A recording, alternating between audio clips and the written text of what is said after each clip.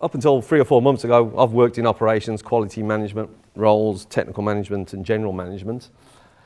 One of the things I've always done with my teams was to sort of do some horizon scanning. I used to sort of work with quality teams and quickly got to understand that they were always looking internally and not looking at maybe what the competitors were doing in the way of some challenges they were having. So I flicked through the media in the last couple of days and just had a look at some of the recent food scares or food recalls that are happening out in the wider world. I've always found it a useful tool. Get round the laptop, throw it up on a big screen, have a coffee, and let's just talk through some of the learnings that these companies have gone through. And I say it's proved effective with the teams I've worked with. So I'm not sure if anyone's aware of this one. Obviously, soft cheese. I've dealt with soft cheeses. I think that those who do, it's a high risk category, but it doesn't mean we shouldn't produce it. And I know we produce some great product here in SA.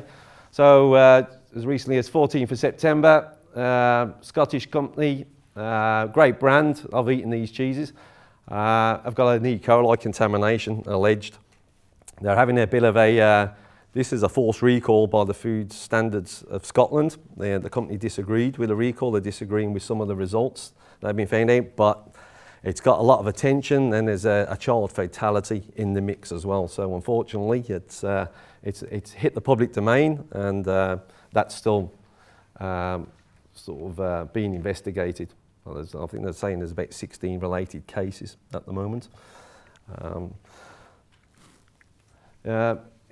Closer to home, Victoria, Shore River brand, these guys produce good product. They use a lot of buffalo milk. They had an issue back in 2013 with their natural yogurt. I suppose when I've gone through these sort of exercises with the teams, I sort of talk about the brand. I've worked in companies where we've put everything into the brand. And very quickly, and I've had issues with Listeria, I've had issues with E. coli within the processes I've been responsible for, and very quickly your brand's undone. It's just about making it real to your teams and reminding them that there's some good brands out there which are in the public domain for the wrong reasons. Seen it in milk. I'm not sure how many of you know this brand. I used to see this product when I used to travel to Brisbane. So they had an issue back in 2012 in Queensland, E. coli. What I haven't done is gone into each case and what the sources of the E. coli or the Listeria was.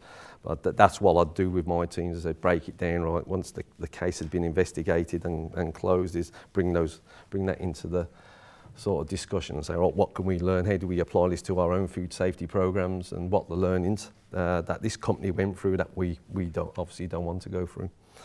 And the final one, everyone will know this brand, Nestle. 9 days ago, they've got Listeria in their obviously ice cream drumsticks, and I'm sure everyone knows the brand. I'm pretty sure most of us have tried this product. Now that's in California. So again, even the blue chip companies out there get it wrong on occasion.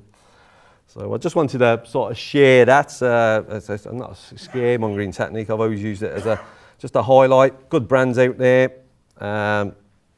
In this case, Nestle. They've got huge management structures, huge training and development programs for their people. But just take your eye off the ball for a moment and you've got a product recall on your hands.